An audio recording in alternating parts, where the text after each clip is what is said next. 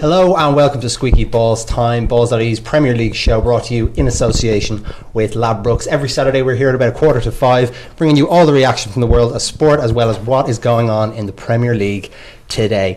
Now, this week again I'm joined by Gavin Cooney and we are delighted to welcome Ken Early onto the show alongside us. Ken Early of Second Captains fame. You've got a book out, it's sitting right in front of you, Ken. We'll be talking about that later, but first of all, how are you doing? Have you been watching the Premier League action today? Very good, thanks for having me on. Have you seen anything maybe involving this man that has impressed you? That's pretty much all I've seen so far, actually. His goal is really good. I haven't been watching the matches. I'm going to have to check them out later on. Yeah, well, we've got the scores update. Gavin's going to bring them to you now. It has been a pretty damn good day for the Irish players. There's been loads of goals. I guess we better start with Burnley and Bournemouth. Jeff Hendrick scored what is possibly the greatest Premier League goal of the season and possibly the best ever scored by an Irishman. Possibly the best ever. Yeah, possibly. We'll get into that. I saw Wilfred Zaha's goal, which was clearly better than Jeff Hendrick's goal. Another goal today. Ken doesn't know this audience very, very well. But to redress the balance, and Stephen Ward ran home from a yard after that. So that's going a bit mad. So that made it 2 now. It's 3-1 now. In fact, it's just gone 3-2. Bournemouth have just pulled another goal back. So it's going to be a tight finish there. Arsenal are heading back are going to narrow the gap between themselves and Man City. They're 3-1 up at home to Stoke City. Charlie Adam had given Stoke the lead, but Arsenal have got 3 goals back, including one for Theo Walcott, meaning he'll get that coffee maker that he wanted so badly. Hull and Crystal Palace are 3-3. That's a sensational game there. Poor David Moyes. He's sad again. At Swansea 3, Sunderland 0, and earlier on Watford beat Everton by 3-2, and the late kick-off later on this evening against Leicester City against Man City. Looking forward to that game. It should be a good one. A reminder that our Ladbrokes bet of the week is Kelechi Iheanacho to score first in that game, which is 4-1. There's still time to get on that now. But Ken, we've got you here. We had a flick through the book earlier and it's absolutely fantastic. We will be giving away a copy of the book as well, this exact copy that we've all touched. So you can, that adds to the value indefinitely. We'll be giving that away. Best comment, we're looking for questions for Ken, anything about second captains or anything, get it in the comments. Best question is going to win a copy of the book. When it comes to putting this together, you've got some features in there, and one I really enjoyed was the look at your time in Marseille during the Euros, and you were on ground zero when the English fans had it coming together with the Russians. Can you tell us a bit about that moment?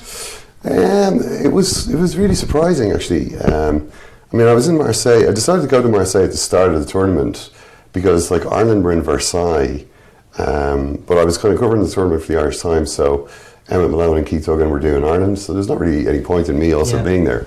So I decided to go to Marseille because, England were playing there on the first weekend, and it's just a nice place to be. So, so I remember getting there, I got there on Tuesday or something, and we were kind of walking around the town a bit. England fans started to arrive Wednesday. The game was Saturday night, there was a pub called the Queen Victoria, I think, which was where they gravitated to. Naturally. And they just, by the Thursday you could kind of see, this is sort of getting a bit hairy now. This is getting a bit, it wasn't like they were really being aggressive or looking for trouble. It was more that by their very nature, as a big sort of leery, pissed crowd of shirtless lads, that the local, the sort of police are not happy with the situation. People are sort of throwing balls, all good fun. Yeah. But police don't like when you do that. So and then the kind of local kind of hoods kind of started.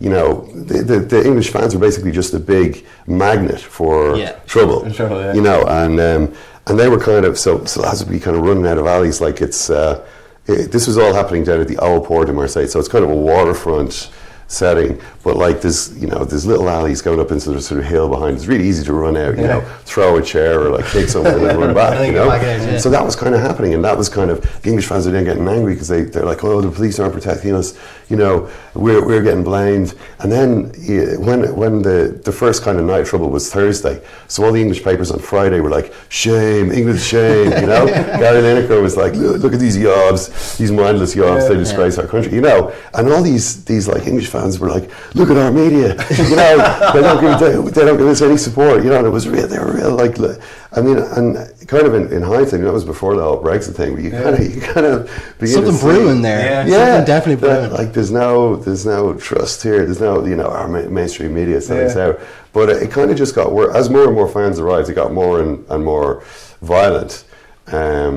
there was like tens of thousands of English fans there by the Friday night, and it was just tear gas, broken glass everywhere, and then the Russians arrived and took everything just to a new level. Like, I mean, these are kind of like terrifying. They were they were allegedly sent over there specifically to kick stuff off. Well, they're like paramilitaries, trained fighters. Like, and imagine like for the English fans going to war for a man like Roy Hodgson. It seems like such a pointless pursuit. And obviously, you were then in a bar when it all kicked off. And I don't want to go on Michael Parkinson, but we do want to ask: were you scared? I was, confused. I'd say because you don't know what's going on. It's we were all sitting there watching the France Romania, like the opening match. And I was there. There was a bunch of like Leicester City fans who were kind of just sitting I was just sitting at a table with these guys, and we were all just watching the game. Like Giroud was having a particularly bad game, and kind of laughing at him. And then just out of nothing, there's this, it's like the whole place seemed to turn upside down. What had basically happened was down one of these alleys, a lot of guys had run, and kind of slammed into it. Like, I mean, imagine a packed sort of outdoor, like, there's people inside the bar, but outdoors, like, they all have like little seated areas. That's completely jammed. So they kind of slammed into the side of this, knocked over a load of tables, threw in a load of bottles, and then we're gone. Scattered. And and leaving people like reeling around like blood. And the thing about it is you're like, you don't want to get hit in the head by flying glass. That's basically what you're like. This is nothing. Duck and cover. It's the duck and cover technique. Yeah. So it's kind of like, I mean, it wasn't like you're going around. I mean, when the Russians really arrived on Saturday, and they were like really dangerous. Like, I mean, you saw did you see the GoPro footage? Yeah, some of it did. Yeah. And like, this guy was just going around, like, just beating. You could see his, like, MMA stance, you know what I mean, in the shadow on the ground. And, like, I mean, there's, like, people lying there unconscious, like, at the bottom of these steps. Just completely, like, totally sparked out. And they're just walking on looking for survivors, essentially, looking for more like stuff. Those people would really hurt you. Like, you end up, like, with a brain injury, And, that was a bit scary, the thought of running into them. And most of that day, though, I was actually at the stadium. I mean, at the end, Christ, fucking... You're fine. Okay. You're fine.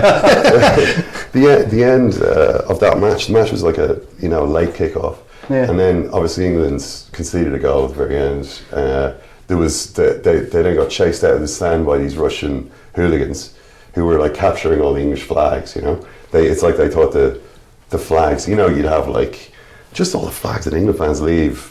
Hang up at Barmy Army, Bradford City on like top. As though these were like the battle standards of like the English firms, you know what I mean? Whereas actually they're just like the bunch of Leicester lads who were sitting at the, it's not, these guys are not like, they're not like military style. That's it. They're just like the Russians who were capturing all this stuff. And then there was rumors that like someone had been killed, like, someone had been pushed onto the track. In the metro and killed like an England fan, in which case, I mean, that would totally transform the situation. Completely. Like, you're looking at serious violence for the night. That turned out not to be true. That was like fake news. Forest Echo news. Like, what is madness? I didn't really get what the joke was. Like, it wasn't funny. Like, if you were there.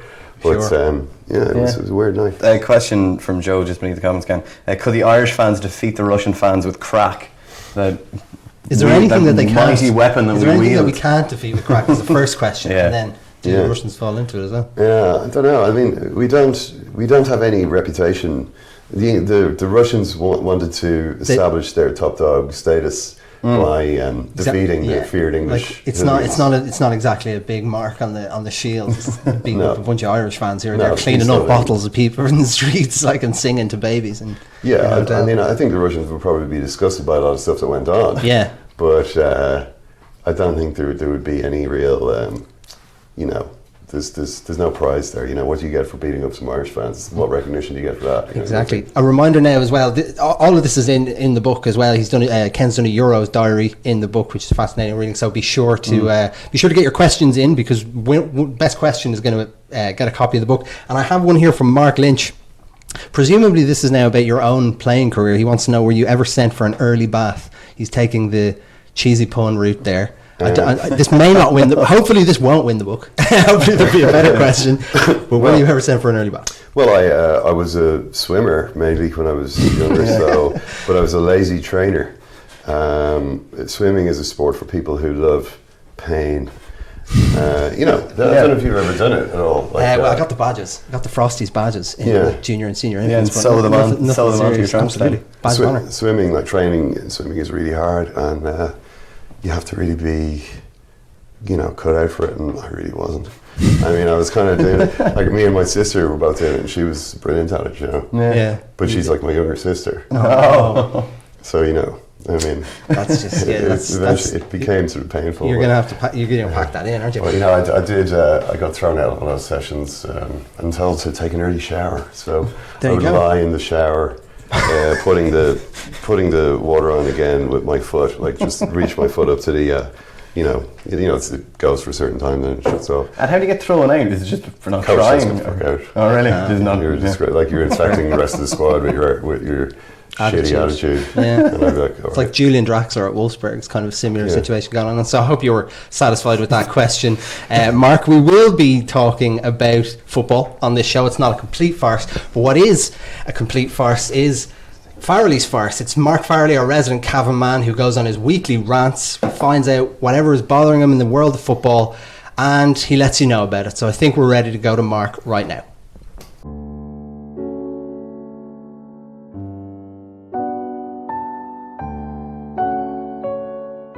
So I walk in, and there she is, with a fork and a spoon on me non-stick frying pan. A non-stick frying pan, scraping the bejesus out of it. I tell you, our Lord and Saviour was scraping the bottom of the barrel when he threw her together with our sausages and our pudding and our streaky bacon. And when you mention streaky bacon, actually, why won't they show streaking in football anymore? You're there watching on the television and all of a sudden it cuts away to managers giggling and the commentators are, oh, well, we're very sorry. There appears to be an idiot on the pitch at the moment. First of all, Martin, why are you sorry? It's not like you set it up. We're not blaming you. And secondly, why you call him an idiot? You haven't even met the man. I'll tell you who the idiots are. Those lads above in Newcastle, whirling around the jersey on top of their head in the middle of the pouring rain in December, and them 10-0 down, and then with bigger baps on them than Dolly Parton. They're the idiots. But yet you'll not show a harmless bit of streaking. A lad running around in his underpants. It's an absolute farce. And actually, now that I mention it, why would you streak in the first place? It's a bigger farce. I mean, that lad, the Temple Street Hospital fella. Like, you went to Leeds and Aston Villa. Why? Someone said we need to raise awareness for Temple Street, and for some reason you thought to yourself, I know, I'll book flights to England, I'll buy a match day ticket to Ellen Road, and I'll go run around in me jocks. It's a farce. I mean, it's the same thing as saying I'll rollerblade up Mount Everest to raise awareness for lava lamps, or I'll eat my body weight in jam buns to protest against insomnia. It's insomnia you'd have listening to you. It's an absolute farce.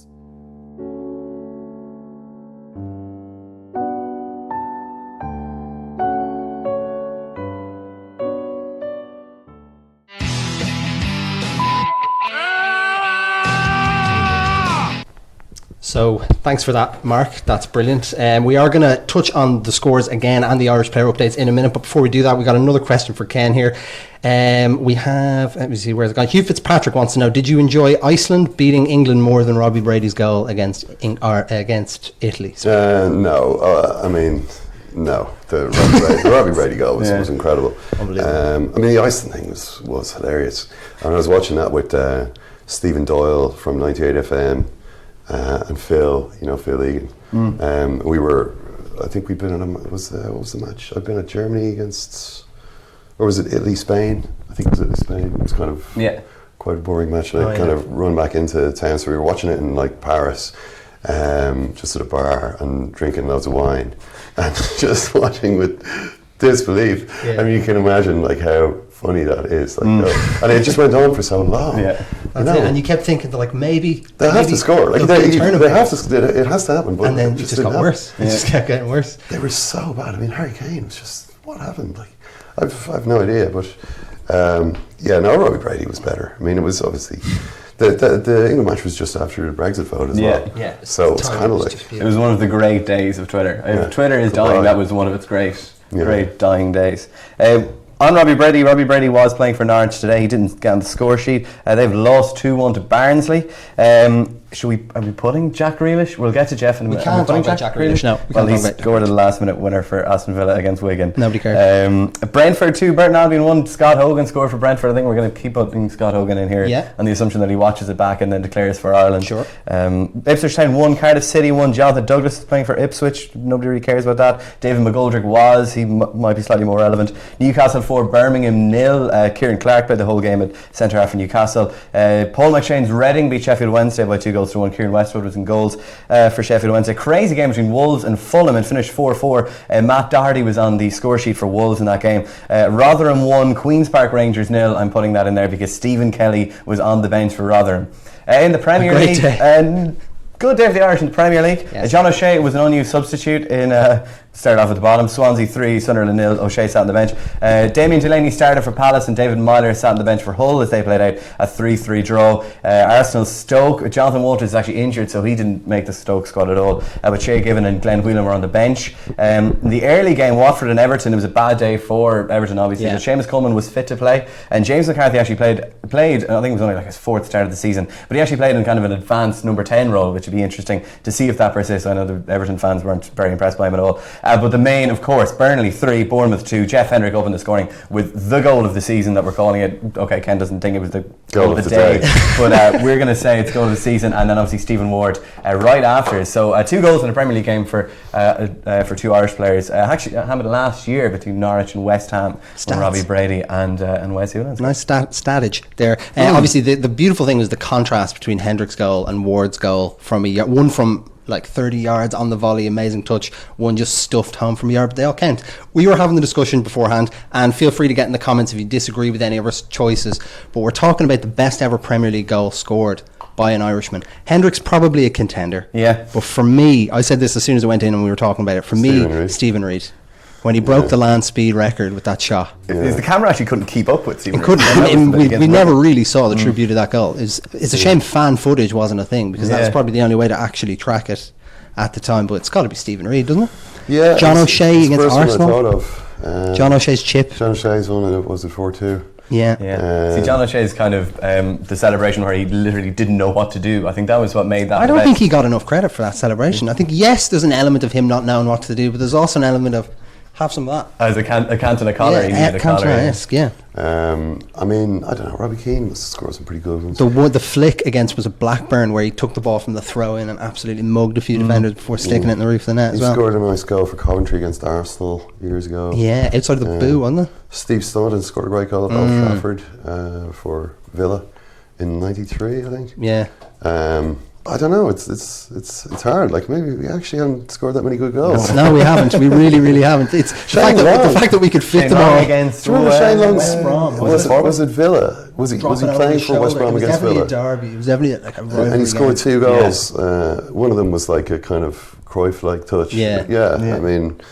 Yeah, I guess there's that, but it speaks volumes about the quality of Irish goals in Premier League that we could fit them all in a list. Dennis Irwin's goal. Yes. The Cantona, the one, you know that Cantona movie. I never actually Looking saw for it. Eric. It's really yeah, good. but there's an outtake in it where it's, you know, the guy's like, "Oh, what was your greatest moment?"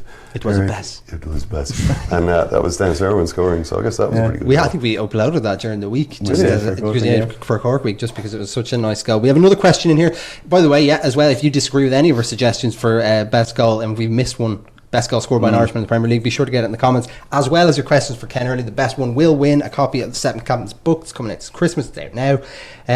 We have another one here from Killian Murphy, who says, "What's Ken's views on John Giles?" We should add that there is a crying, laughing emoji at the end of the question. I don't know. Now, in the hip hop world, this is known as a diss because John Giles has fired shots. So, I mean, you can plead the fifth or you can address them, but that's the question from Killian Murphy, emoji and all. John Giles is Ireland's greatest football man. It says it right there. John Giles, a football man. I know. I made many cups of tea for him over the years, but it turns out that making cups of tea for people is no way to win their respect. No. Well, I now have to reevaluate my career. I don't know about you. I mean, I would say that everything I know about football I learned from John Giles. So it's a shame that I misinterpreted so much of what he said over the years. So. A couple of other questions. Does RTE have any plans to adapt the Fairview into a nighttime soap opera a la Fair City? So that sounds like the Fairview going head to head with Fair City. Well, that would be an interesting one. Always open to offers. I mean, if people want more of that stuff, then would you back yourself against the mighty Fair City? Yeah, Fair City's a juggernaut to be fair. But we'll wait and see. We have an oddly specific one from Dennis Vahy, who described himself as a big fan. He said, "Did you advise Dan Layden on the front cover, or did you just let him run riot?" That's the front cover of this book here, which is absolutely outstanding as well. We must say. Yeah, Dan, I think, was doing. I mean, it's mainly Dan.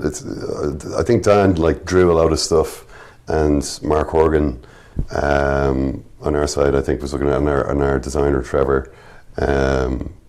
Basically we're collaborating with Dan, but it's basically all Dan's work. You know what I mean? I think Mark picked what I like that there, or maybe we can move this face here. But I think Dan did a really great job on it. Actually, that's an awesome. It's a brilliant photograph. Yeah, it's just amazing. Absolutely, the original photograph. But that moment. Quick question from Tony. We're slightly tight for time, but what's Ken's dream RTE football panel? I guess John Giles. Correct answer. Bring him out of retirement. Giles Dunphy plus, I don't know. Giles Dunphy. What do you think about the new crop that are coming through? The new, the class of 2015-16? People are calling them the. We've seen, obviously, Sadlier has been driven higher up the pecking order, but we're seeing Duffer now coming through. Yeah. Duffer's got the kind of sage John Giles lean towards the desk down. Yeah, and he's taking kind of the approach to. Yeah, I think Duff could be really good. I mean, I interviewed him for the previous one of those, Volume 1, also available on secondcaptains.com. The one for last year, did a big interview with him for that, and he was, I thought, brilliant. He's kind of because he's got the reputation of being quite shy, I don't think he's the kind of person who is trying to court fame, celebrity. I think a TV studio maybe isn't a natural environment for him, but I think it's one that he can get used to, because I remember when I was talking to him, I was asking him this, and at first he was kind of a bit reticent. After a while, he was like the angriest man in football. Yeah, I'm serious. Really? Wow. Yeah, Duff, absolutely. Duff has some strong views. Yeah. You know what I mean? If he kind of shies away from saying them, maybe he just hasn't quite, He's reluctant maybe to really put the boot into Give people. it time. He was never a violent player. No. It's not really in his mentality to really go out and brutalise people, but he does take some bad things. Okay. He's got some dark thoughts. That's good to know. We'll watch on. I hope to see that come out with time. Yeah. Not to... Now, we'll talk about football for a bit, not to bring everything back to John Giles, but the issue that he initially had was with some of your views on Pep Guardiola and Man City. So now we're about to watch the two cities play. Leicester and Man City is the 5:15 kickoff. Should be an interesting game. Leicester look relegation candidates. They look absolutely awful. Do you think that was a fluke, first of all, their last season? Yeah. Fair enough. I mean, they played really well, but it was like they've been found out now. Well, it's impossible to repeat what they did. I mean, it's kind of like, what can we do now? Our team has fulfilled its mission. It's like a salmon drifting down river now. It's over. And so suppose I think they're appointed in the relegation zone at the moment. Suppose they're in this position in March or February or March. Do you fire Ranieri? Do you bring back Nigel Pearson? Well, I guess so, because you kind of just got to say it was great. It happened. Now we're actually in a relegation dogfight. Well, the owners at Leicester really only know success now. Yeah. You know what I mean? It's been just constant success. Mm-hmm. They had that ropey few months when they got promoted under Pearson, but they came back and had this amazing run. Then they win the league. Everybody else was terrible. None of everybody just kept, dropping stumbling. Points left, right, and centre. Man City were pathetic. Arsenal really pathetic. Chelsea obviously completely melted down. Liverpool sacked their manager. Manchester United pretty poor. Nobody really put it up to Leicester. I mean, they definitely deserved to win, but it was a fluke. I mean, it shows that anyone can win the Premier League if almost all the other teams play terribly. Yeah. And now all the other teams have improved, and we're looking at a Man City team that are. Do you think they're going to be there and thereabouts surely at the end of the season for a title run? Do you think they can go all the way? They can, certainly. Yeah. I mean, at the moment, Chelsea are on a great run, but I think City can. I think it's going to be quite hard, though. because the squad isn't that great. No, that's the thing. He just doesn't. He just seems to have the players he wants there. Yeah. No, and like, you know, what he wants them to do, play the way I suppose similar to what Bayern did. Bayern has so much better players than these guys, you know. And I mean, have you read any of the Marty Parnell book, the new one? I never bothered. No. It's good. I mean, it's pretty interesting, you know. Like if I read the one about when he was at Bayern and that guy shadowed him for a while and kind of discussed his. I can't remember the name now. Can't remember the name of the book, but it was just an interesting thing. And like, he's always kind of faced the questions that are being asked of him now are the same ones that were being asked of Bayern. Obviously, you said the squads are completely different, so it was a different story, and Bayern are more successful. But it's inevitable that he's just going to turn them into a footballing juggernaut, isn't it? Is it? I think so. I think if he gets the players he wants in the next 2 transfer windows, that's going to look like a menacing team, and he's got a pull to bring in pretty much any player he wants. I think English football might drive him mad. Yeah. That's definitely a possibility. I think that his time at City could end up looking like the Frank Grimes episode of The Simpsons, when this really hard-working man with his perfectly measured pencils comes in, and then it's Homer Simpson / the dumb English press as you go, you haven't been to space? What's wrong with you? Classic I think he will Grimy. eventually lose his mind. there's a lot of like trolling going on. I think, you know, it's Pep Guardiola is such a clever clogs, and there's literally nothing that the English hate more than that, you know. Like, I was talking to a friend of mine who was saying, you know, at least like Pep, you know, he's obviously like the cleverest boy in the class, you know. Yeah. He makes no effort to cover it up. Yeah. Like, at least Jurgen Klopp, you know, kind of like slings his bag over one shoulder and like sits at the back of the class and smokes, you know. Like, even though he actually is, you know, at the end of the day, he does his homework. 98%. Yeah. But, you know, he calls like heavy metal football, you know. Yeah. It's probably it has a lot more in common with, you know, the Goldberg variation. Yeah, it's you know, there's a lot going on there, but he's like, it's just basically, you know. And that's kind of, they laugh that stuff up. Absolutely. You know? Whereas with Pep, you know, there's something a bit, especially when you see this, I mean, the thing that Eamon Duffy had mentioned in the podcast, the point that I was making there was the, you know, passing the ball around at the back, like Bravo to Stones, like right next to their own goal line. Yeah. And the crowd, you hear the crowd saying, what are you doing? Get rid of it. But that's what Guardiola is saying, this is how we work the ball out. You know, if they come forward, it means there's space behind. We just need to do this quite simple thing, keep our heads, and that's the way we're going to win. Yeah. And yeah, it's in theory, and it worked brilliantly for Barcelona, it worked brilliantly for Bayern. I don't think Nicolas Otamendi is going to be able to do that. No, you know, maybe Stones can, but also you got everyone in the stadium going, "What are you doing? This is, you know, this isn't right. This is not what we do." So it's a tough environment for him to succeed. We have another question here from Joseph O'Sullivan to move things back to Ireland. He says, "Will Ireland top the World Cup qualifying group? And if so, how will we do at the finals?" So he's decided that we will. We're gone. And we're there. I think we will. Yeah. I thought so after the Austria game. I thought, well, you know, we should top the group now. When we play Serbia at home. Wales, you know, Bale is injured at the moment. You know, I guess he'll probably be back for the game against us. But I mean, he's such a huge player. You know, if he's not involved, it's a totally different. Like, Wales are just an ordinary team. You know, with him, they're a good team. They're decent. Like, I was at their games against England and Belgium in the Euros. The Belgium game was amazing. You know, it was one of the greatest matches I think I've ever seen. I think it was a once in a generation performance. I don't see how they can do that and play like that again. Hopefully it won't happen against Ireland anyway. But I think Ireland should top the group. Right. We better just bring you the full-time scores just before we wrap. Arsenal have beaten Stoke by 3-1. Burnley 3, Bournemouth 2. So that's a win for Ireland, really. Hull 3, Crystal Palace 3. Lots of goals there. And Swansea 3, Sunderland 0. David Moyes just can't avoid sadness and misery. The poor guy. That is all we've got time for on Squeaky Balls Time this week. A huge thank you for everyone who tuned in. A big thank you for Ken Early for coming along. Buy that book. It's really, really good. Buy it, give it to people for Christmas. It's excellent. We'll be back here next week at the same time. You can catch us in the meantime on the Balls.ie football show, which is our weekly podcast going up during the week. So from Mikey and Gavin and Ken for this week, thank you very much. We'll catch you for the next one.